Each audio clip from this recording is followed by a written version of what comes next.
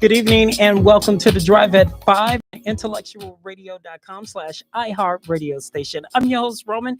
We have a good show planned for you today. Please stay tuned to intellectualradio.com for Warriors Talk at 6 p.m. with my girl, Rochelle. Tonight, my guest is the founder of K-Fly, whose bold and contemporary pieces celebrate the rich heritage of the African and African American diaspora. She is also the director of K-Rhyme. Am I saying it correctly? So yes, I am the founding executive director for K-Rhyme, and K-Rhyme. we are going to host Kelly Mosley, who is K-Fly, Oh, who is in our K-Fly? house. Okay, got it Yeah, confused. yeah. But Okay. I would love to be both me and Kelly. I would love to be K-Fly. She is so Uh, fly. okay. So, okay.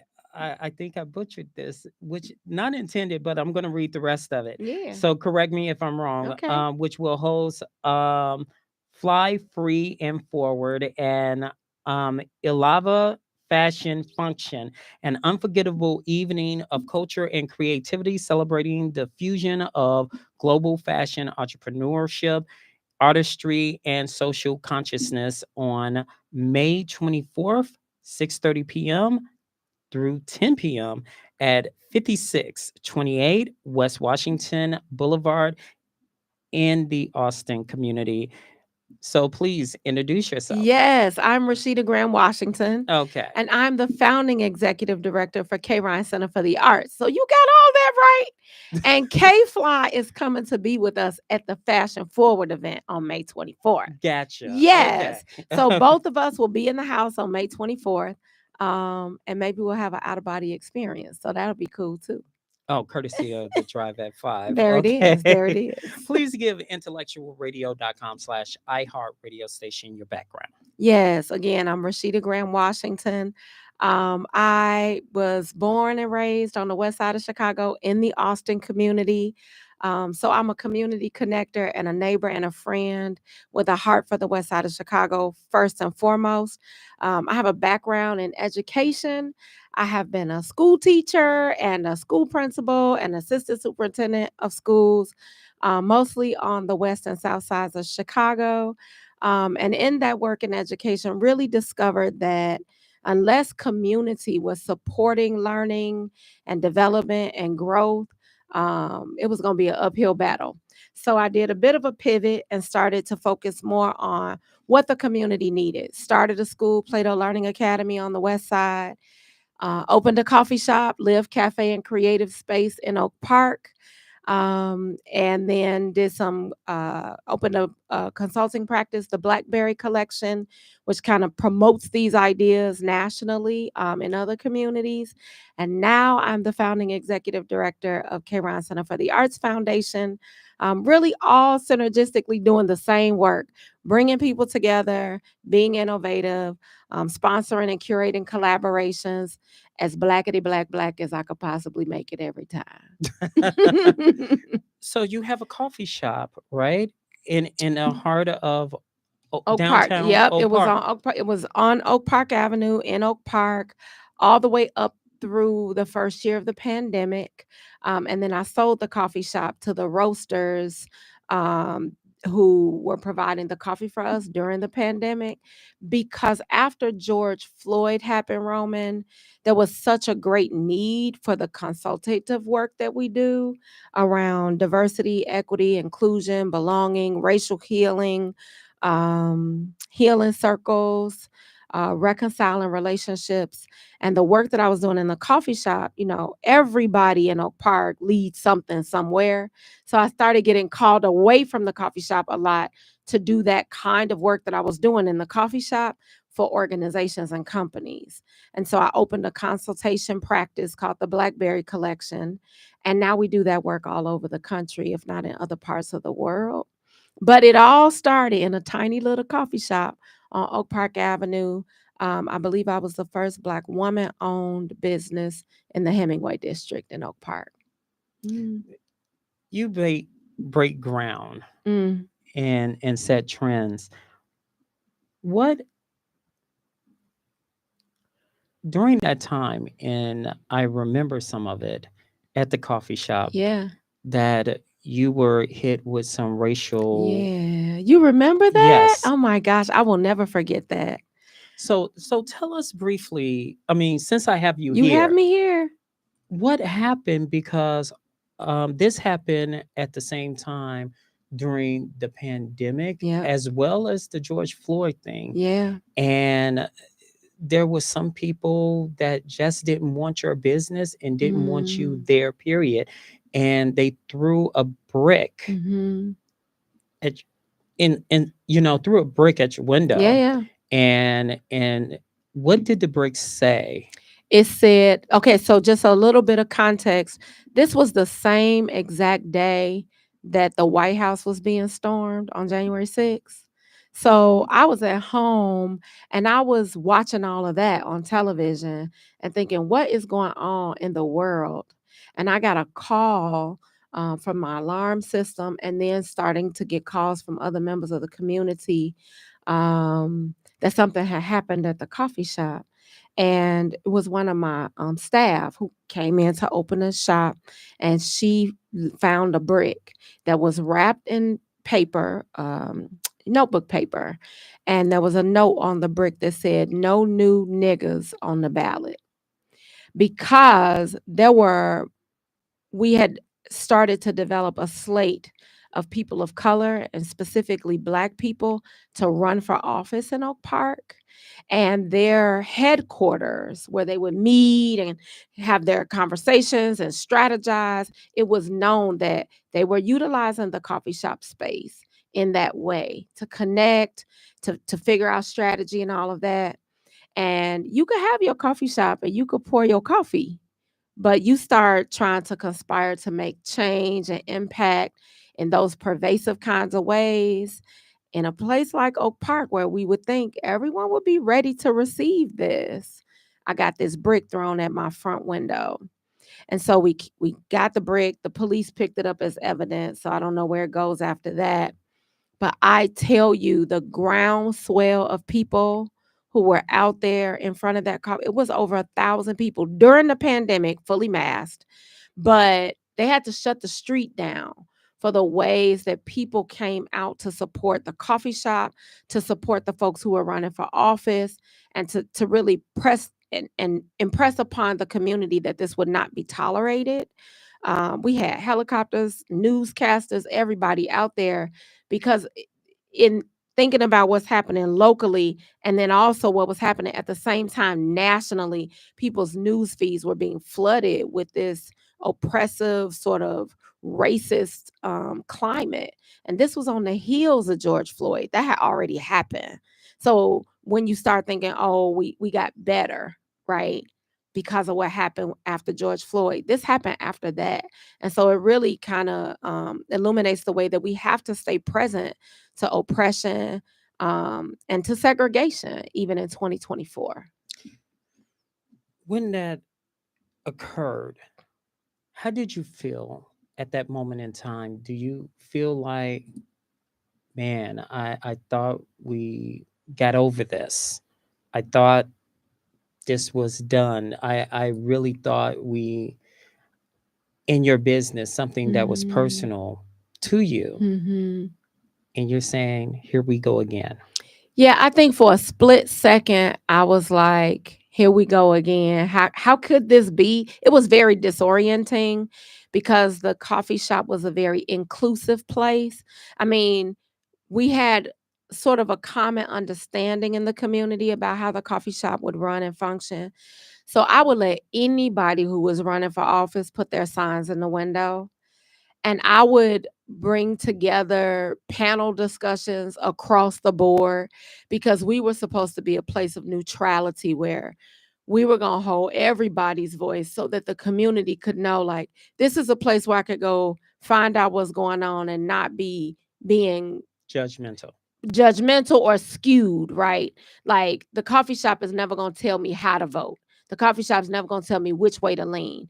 Now, Rashida might say which way she's leaning, but when she hosts an event, everybody's going so that we can have those competing views because we don't have enough places where you can have conflicting views and have healthy conversation. So I was caught off guard because I'm like, well, we're the place that's always said this is where everybody could come and hash it out. So then why would they attack what I'm doing? And then immediately, Roman, I thought, well, who am I? These attacks happen to, Colin Powell. These attacks happen to Shirley Chisholm, Dr. King, you know, um, James Lewis. And so immediately I was kind of humbled by this idea that it wouldn't happen to me. And then in a weird way, I felt like, well, now I'm part of the real movement club because everybody that's making real change, they deal with these struggles, they deal with these infractions. It's the people that aren't doing anything that never get attacked. So, but it was traumatic for sure. Like, you like, what is it gonna happen again? And do they know where I live? You know what I mean? Like, it was traumatic, but I look at the things that our lineage, our legacy, our heroes and sheroes have endured. And I'm like, well, what makes me any different? Were you concerned about your family? Very much so. My middle daughter and my youngest daughter had worked in the cafe. Um, and so in some ways I was concerned about them in that way. But I was also concerned about, like, here their mommy is showing them a model, a blueprint for entrepreneurship, for justice, for tying your business to a cause. And what is this incident going to say to them about doing that, right? Are they going to feel like maybe I shouldn't do these things because look what happens when you do them? I also was concerned about the the emotional trauma of, like, somebody's trying to get us, you know what I mean? And how that would impact them over time. Because I think, we always take into account physical safety, but I will never be able to really count the cost of the mental and emotional um, impact that that incident had. I just think it made them stronger, it made them want to fight harder. But we'll never know deep down inside, like, how that impacted them emotionally and the way that they would also worry about me, as their mom. Have they ever got a chance after that? Hmm. It was nothing else. Did they find the perpetrators that did it? Not to my awareness. They never found anybody. Do you think it was a dog and pony show when the police, the mayor, and everyone said, we're going to find the perpetrators, we're going to get them, we're going to bring them to justice? That's what they said on the news. Hmm. And you're saying to this day, years later, they still haven't found them. Not that I'm aware of. I don't believe they ever found them. I will say, like most things, it was very much a mixed bag. There were a few officers, ones who look and sound like you and me, who came by every day, all day. I would go because I was worried. I would check in the middle of the night. Those officers would be sitting outside my coffee shop at 2 in the morning, right? And I think that there was a real heart and care there. But I think when you start an investigation from a place where you don't think a matter matters, then it's going to impact how hard you try. And so I feel like in some ways there were leaders in the village who are near and dear to me because of the relationships we built in the coffee shop, that I think would have done anything to see this brought to justice. And then, we always have that mixed bag of laissez-faire, and I know that there was a segment of that as well. Do you miss it? The coffee shop. Yes. It's funny. Sometimes I miss the space of community, but that's what makes me so excited about the theater. Is that the coffee shop? Oh my gosh, Roman, we would be crammed in there like cockroaches because it only would seat maybe 60 people. And I would be hosting things that would easily fit 60 people. Well, now we have this theater that's 850 seats, state of the art. And so the programming that I was pushing into the little bitty coffee shop, I now have this beautiful space to be able to hold civic conversations, to be able to have conversations like the one we're having right now. And I couldn't be more excited about the ways that I can replicate those moments without having to do all the coffee and sandwiches and soups and salads, because that was not my strong suit. Could it be, and forgive me for saying this, Mm. could it be like God knew Hmm. that it was too small Yeah. for you Yeah. and had to make a way for you for a Mm. bigger and better way and have a message behind it as systemic racism goes on and on and on? It's the perseverance, ain't it? It's always the perseverance. And I think, God knows God knows if God says, okay, Rashida, we're gonna do a 850 seat state of the art theater. You ready? I'm be like, no, I'm not ready. Nope. We can't do that. What do you mean? This go wrong and that could go wrong. But to give me that, I think of the coffee shop as a pregame, right? And I prove concept and I build relationship. And many of those relationships in the community I built in the coffee shop is the wind at my back for the theater, right? All those relationships, when people found out that I was going to be the executive director for K. Ryan Center for the Arts, they were like, oh my goodness, we are about to have a time, right?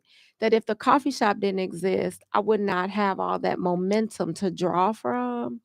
But I do believe for such a time as this, and I know that the coffee shop was instrumental in the ways that you're naming for sure.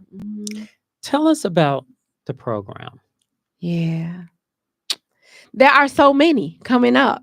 We're starting with the K Fly Fashion Forward this Friday, May 24th. Doors open at 6 o'clock. And this is what I love. So you got iLava, which is a fashion company that is owned and operated by sisters Rahel and Mawasi Mutula, born in Tanzania, raised in Chicago, making all the clothes in Tanzania. Like they fly back and forth, making all the clothes in Tanzania with Tanzanian women, fly back, sell the clothes, take percentage of the money, and produce opportunities for entrepreneurship for women in Tanzania, right? So you kind of have this global perspective. We're going to have their fashion show, and then we're going to hold a panel discussion that they will be a part of at the end to kind of start having this conversation about this African blackness thing, well, they're this and they're that and they're from here and they don't like this about us and we don't like this about, do we really have time and space for this? Especially as we're as Black people owning more businesses than we've ever owned before, leading more organizations than we've ever led before. What does it look like for us to hold multiple identities well? Then you got K Fly, who lives 3 blocks from the theater and is one of the best jewelry makers in the city of Chicago, hands down.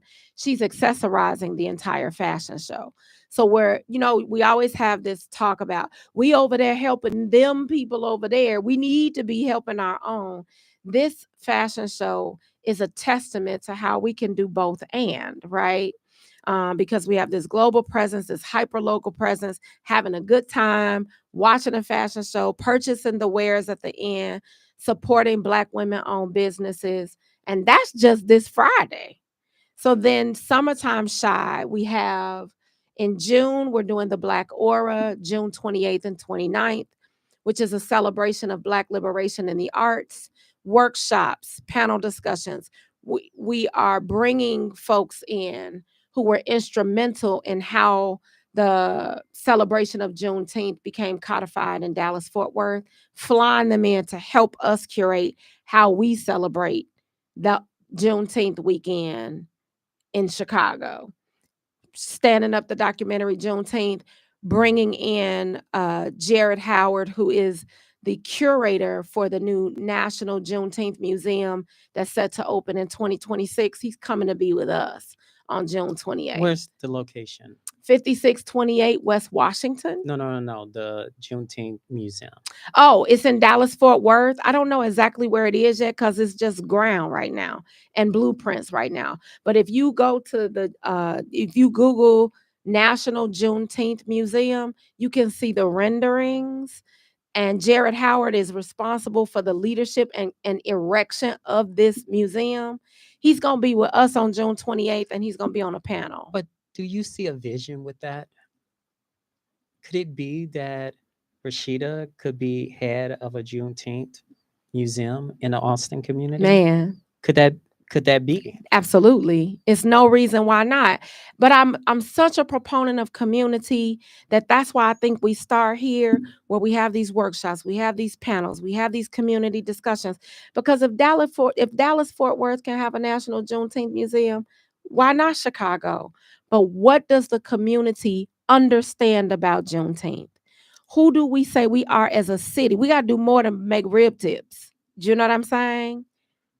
That's true. Yeah. Here's the however component. The however component is we wear, but we don't inform. Right. We support.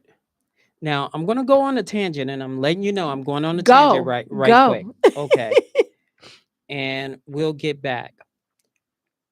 I don't know if you got a chance to see President Biden's commencement address at Morehouse.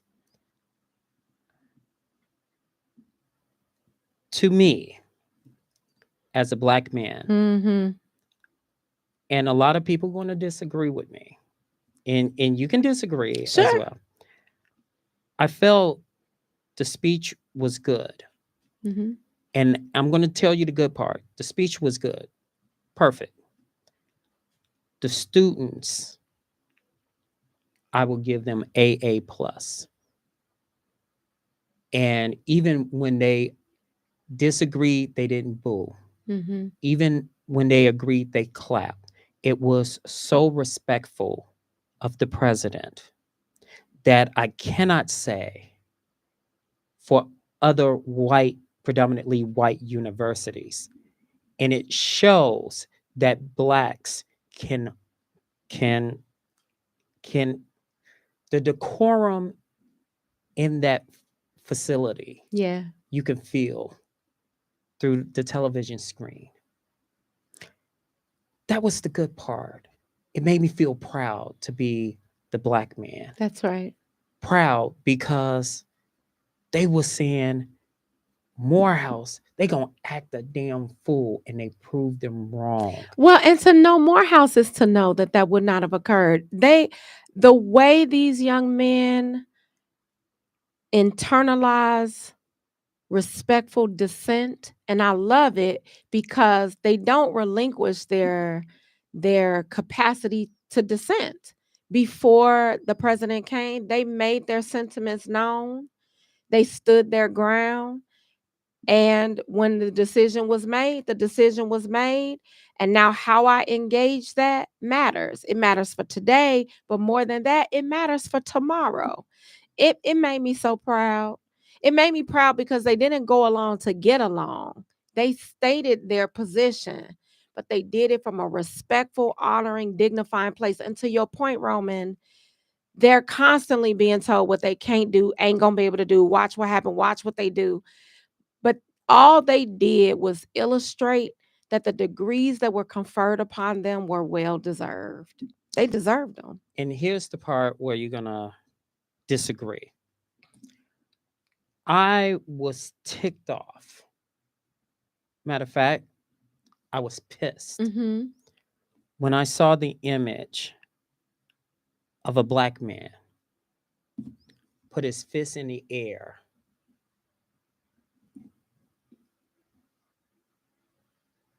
in regards to Palestine. Palestinians. I was pissed because another Black man draped a Palestinian flag over his back.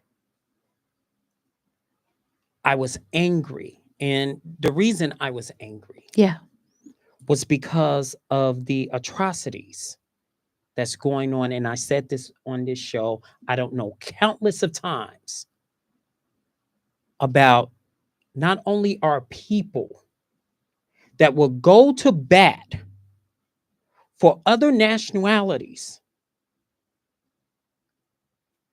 but they don't when it comes for us. I was furious because Haiti, no one mentioned Haiti. No one didn't do this for Haiti. Mm-hmm. One thing I can say that I was proud is those professors holding up the Congo flag. I was angry because they're fighting the wrong cause, in my opinion, because we got Sudanese. What's going on in Sudan Mm-hmm. is far worse. And I'm sorry to say this, but I'm asking people to look up what's going on. And I said this over and over again about Haiti, Sudan, and Congo. And the compassion that we have as a race of people to just say, you know what? We're going to fight for Palestine. The same people that's at your damn corner stores and treating you like nothing. But we're showing compassion and we got real atrocities going on in our homeland. The people that looks like us. Your thoughts? Yeah. So first of all, I appreciate you sharing your thoughts with me, especially as we're getting to know each other.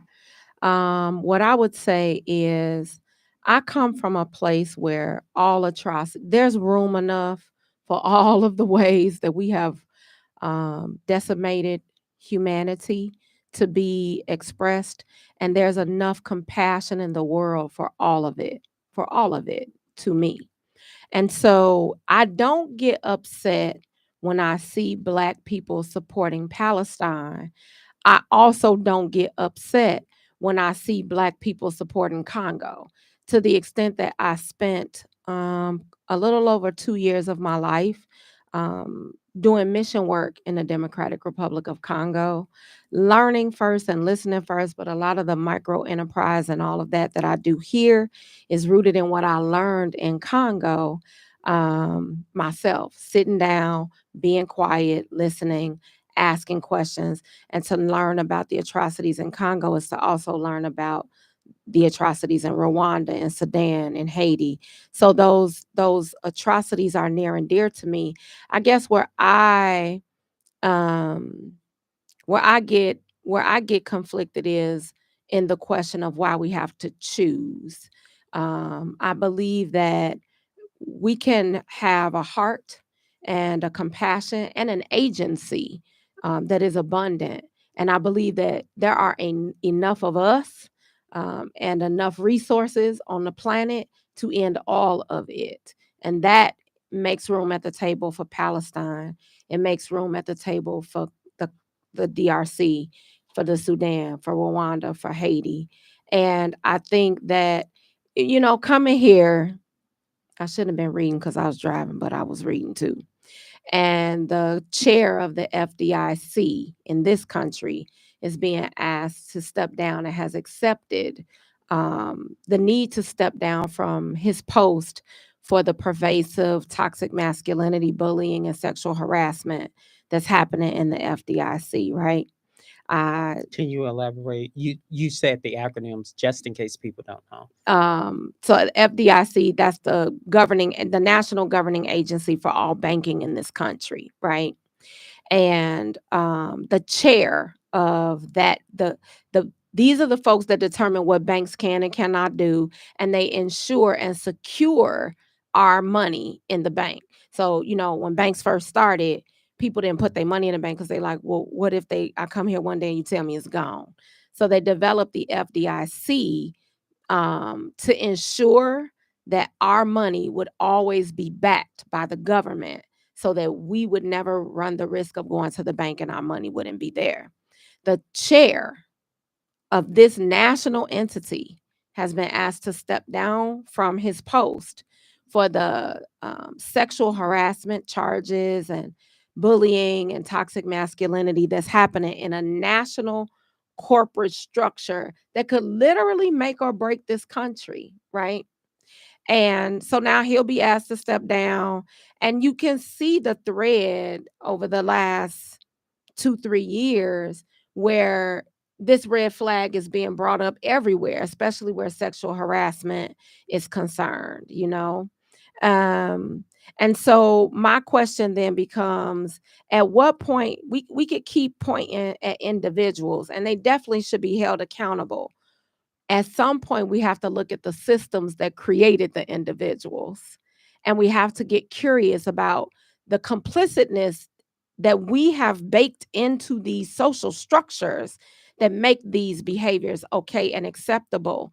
So whether it's Palestine or Congo or Haiti or the Sudan, what are the systems that are upholding this kind of bad behavior, for lack of a better word, into perpetuity?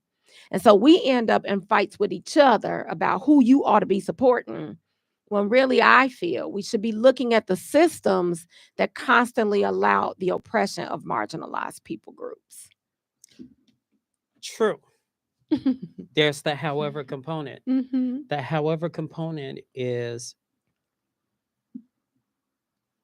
if I'm going to bat for you, and you say it's enough room for everyone, which I think is so true. Mm-hmm. Again and again, the atrocities that goes on in Africa, Mm-hmm. in Haiti. And I was born because my mom instilled in me, home is first before anything. Mm-hmm. And when it comes to Blacks, because the definition of Black leadership is visionaries, Sure. setting goals, righting the wrongs of state, federal, and local government. Right. And part of that is relationships and resources. Mm-hmm. And the resources we don't have in those countries, which goes back to what you are doing right now, currently, with this event. You're building relationships and now building resources. Sure. So tell me about building those relationships and building resources at the Kron Center for this event. Yeah, absolutely. It ties very much into my philosophy about what we were just saying about systems, right?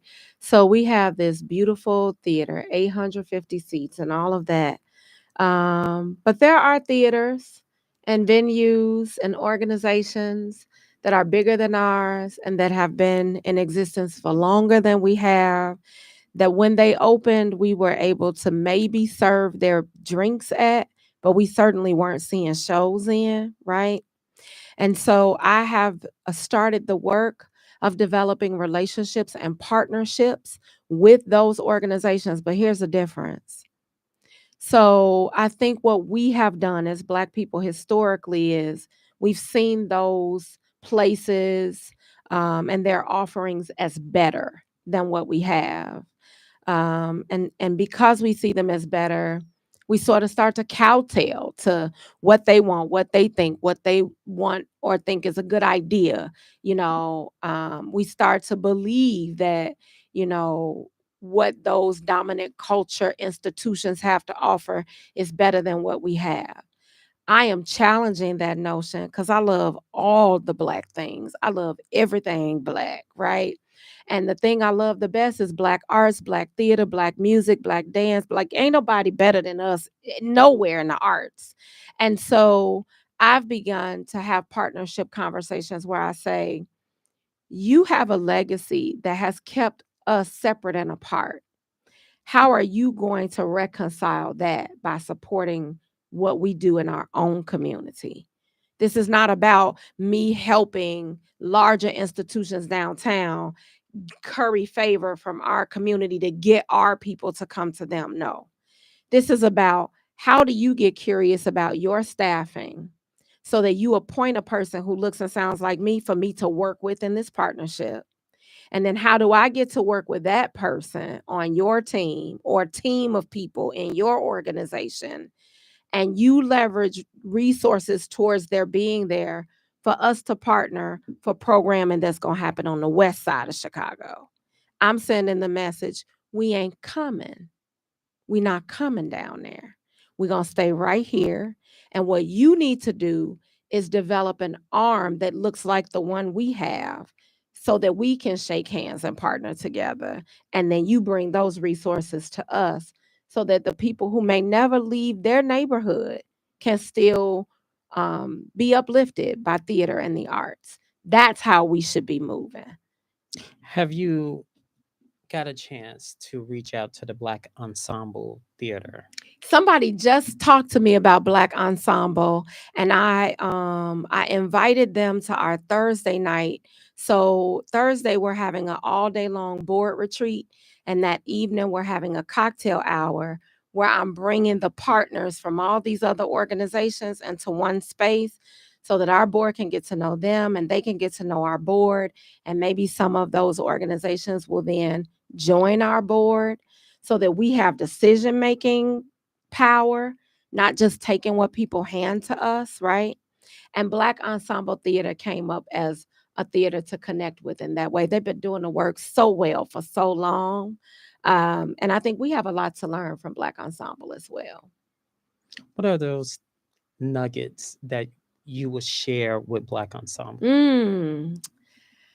I think, well, first I will share my gratitude for the many years that they have been around and all of the storms they have weathered. I have to say, um, the fact that there is still a Black Ensemble Theater after the pandemic is saying something.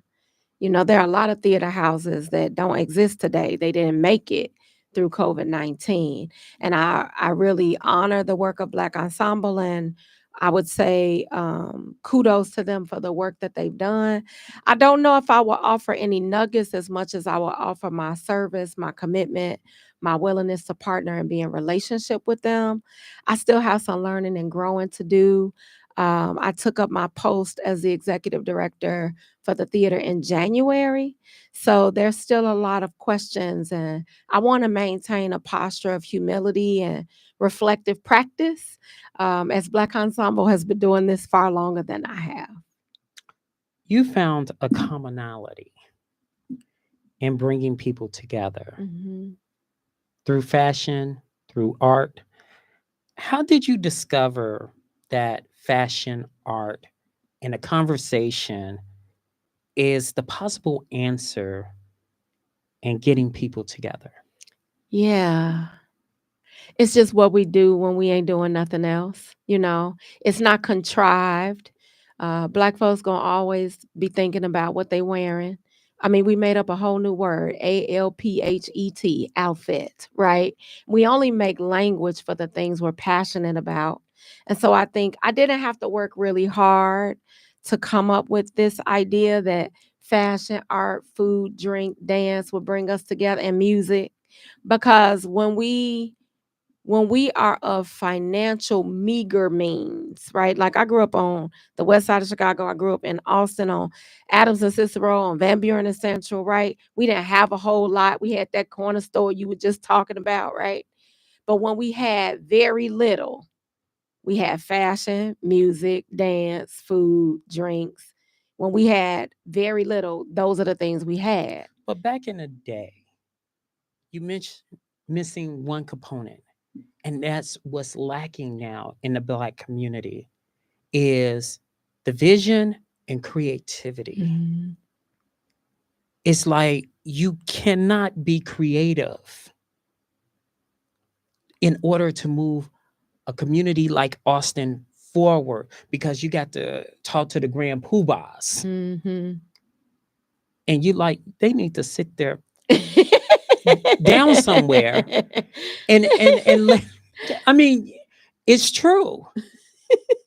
And they like, well, we got to. I think the creativity is lacking in the community, and what you're doing, could it be perceived as Creativity? I think it is absolutely creativity. And I would say I wouldn't say that the creativity is lacking. I would say it's absolutely there and bursting at the seams. Where is the space that allows us to amplify it, right? Because as I've been doing this work of just running around, doing what I'm doing right now, running my mouth about the theater, people are like, "Oh my gosh, Rashida, you need to call Avery R. Young, who's the Chicago Poet Laureate, and he was born and raised on the West Side, right? You need to talk to Sam Trump, who's an amazing musician who is incredible in his own right and does this kind of work. K Flies 3 blocks from the theater, and in a lot of ways, these are folks that didn't even know that the theater was there. So I think if we are not making space for creatives to amplify their artistry, then we might think that they're not there. They're there and they're waiting, just waiting on opportunities like what the Kate Ryan Center for the Arts has to offer. And so leveraging these larger organizations, foundations, philanthropic dollars, and infusing them and saying, y'all come on. Because the y'all come on might be just what we're missing. Y'all come on. And then it's like, okay, where we going? What we need to be? We gonna bring the piano, we gonna bring the horns, we gonna bring, you know what I mean, all the dancers and everybody. And I think the KCA is now providing that. And for a while, our founders admittedly were not theater leaders, but they knew that we needed a theater on the west side of Chicago. So our managing directors who started the KCA worked tirelessly to create the space and then was like, but now we need a leader who can rally the creatives. And I think that's my charge. I think that's what I'm setting out to do. You are very dedicated to bridging the gap between the African community and the Black community. Why is it so important to do it this way? Because I feel like bridges are important in general. And I feel like many of our brothers and sisters who were born in Africa and have come here, or who were born in Africa and raised here, they don't see themselves as one or the other, right? They have this sort of, I won't even call it a duality because it's more than that. It's a conglomeration of culture that lives in their body. And no more than I would ask you, Roman, to, cut off a part of yourself to like cut your arms off so your legs can be more effective, right? Should anybody be asked to cut themselves off from a segment of their identity so that they can feel welcome or accepted in another part of themselves? I also know that all us Black folk came from somewhere, and many of us came from countries in Africa. We may not know exactly where, but I do feel like if I'm from a place and I denounce that place, then I'm denouncing some part of myself. And so, how do we widen, broaden, and deepen the conversation so that we get to discover what will emerge? I'm not suggesting that I know everything that's going to come from the talks that we have, but I know that the talks are overdue. And I know that something beautiful emerges when communities have conversations together. When you drive down Washington Mm-hmm. or Parkside in the Austin community, what immediately hits you are the murals. Yeah. Tell us a little bit about the murals and the message not only it brings to oneself, but the Austin community. I see. Well, first we have to talk about the how. We have to talk about the intentionality in which the artists are selected, that the artists look like us, sound like us, right? Are from where we're from. But Those that was very important to you. extremely important to me, because I think you can have beautiful art that depicts a beautiful people that's not by, for, and about them, and it doesn't manifest the spirit that the art was intended to manifest. we should not be taking walls that belong to a Black community and handing them over to dominant culture representations who don't understand the spirit and culture of a place. So we were very intentional about choosing our artist, who has a heart for Chicago, who has a heart for the West Side, who is a Black man who homeschools his children.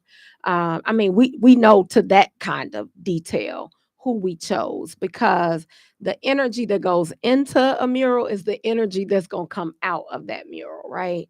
Um, and so that was all really, really important to us. And the art really speaks to joy. The art speaks a resilience and a heart and passion and love for the arts and music. I think it's an invitation. It signals who we want to come to the theater, who we want to prioritize in the theater and the programming the theater has to offer. And I think the vividness and the bright colors all are a part of, in a lot of cases, what it means to be Black. Not in every case, but in many cases. Why is it important to amplify the voices and leadership of women in fields ranging from environmental sustainability to economic development? Because people don't believe we live in those spaces. Why? Um, because it's more economically advantageous to white men to believe that Black women don't inhabit those spaces. Economic spaces, entrepreneurial spaces, ecological spaces. Those are spaces that, it's always funny to me when people talk about environmental justice and they hugging trees and saving trees and worried about the earth. And many of them are white liberal progressives. And and they're always like, we need to get more Black women and women of color involved. And I'm like, the dirt in this country was first cultivated by slaves. What do you mean? This is in our DNA, how to cultivate a land, how to preserve a land. This land is a land because we made it a land. And now we act as though Black people and Black women, particularly, don't have spaces to take up ecologically. So that's important to me so that we defy those myths. 4 years from now, Ooh. where do you envision seeing the Kron Center? You can tell I'm getting excited. Um, I see I see programming being announced before the year starts that has a thematic through line that the community has helped us choose. And then we get excited about what the theme is going to be because we've worked together to establish what what the programming and the themes will be. In terms of programming, I see arts houses in Austin where this is the music house and this is the dance house. Ooh, ooh. And I see Black artists living in those houses doing residency years where they become the folks who run the theater, and they can focus on learning how to do theater production and direction and all of that because the house is taken care of. They have a similar program in New York for Mhm. Broadway theaters and stuff like that. Yes. You envision that coming to Chicago? I see just those very kinds of things. Oh, you would love this place, Roman. It's a place called Art Factory, and it's in Cuba. And we go once a year, and it's open on Thursday, Friday, Saturday, Sunday from like 8 p.m. to 3 in the morning. And it's a huge warehouse of various kinds of arts installations. You walk through like you walk through a mall, except it's all performances. I see us in an exchange program where our artists go learn how to do that. And their artists come learn how to do the things we do. And then we create those kinds of spaces in Chicago. Briefly explain again about the show. Yep. Tell them how they can get in contact with you, how they can get tickets, and how to get involved. Yes. So the best place to go for all the things is www.kcachicago.org. www.kcachicago.org. That's our website. It's going to have all the events. You can sign up for the newsletter. You can donate because we are a nonprofit organization and we need somebody to cut the check. And we are also on Instagram at KCA Chicago. You can find me at Rashida Nicole, ReeSheda, Rashida Nicole on Instagram. And how do you get involved? You come to our events. You volunteer your time and services. We need site managers. We need ushers. You come this Friday for K Fly Fashion Forward. And then when you come on Friday, we'll tell you a million other ways to play. But going to our website is how you're going to be able to buy tickets for this Friday. Fight night, July 20th, is for the men folk. Mike Tyson is fighting somebody, child, because he thought that was a good idea. We're going to be in the house for that in July and much, much more to come. All right. You're not going to be a stranger to the drive. I promise I won't be. You just let my hand just. Oh my gosh. Oh my gosh. Don't forget, it's May 24th. 6:30 a.m. 6:30 p.m. 6:30 p.m. I'm sorry. I'm be in the bed at 6:30 a.m. 5628 West Washington Boulevard in the Austin community. One note before we leave: on Saturday, the 25th at 12 p.m., memorial celebration services honoring the life of Val Gray Ward, Riva and David Logan Center for the Arts. That's 915 East 60th Street. Again, on Saturday, 25th at 12 p.m., memorial celebration services honoring the life of Val Gray Ward.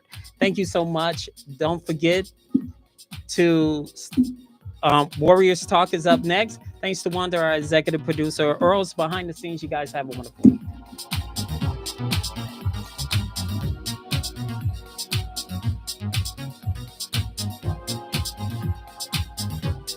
That was the fastest hour ever.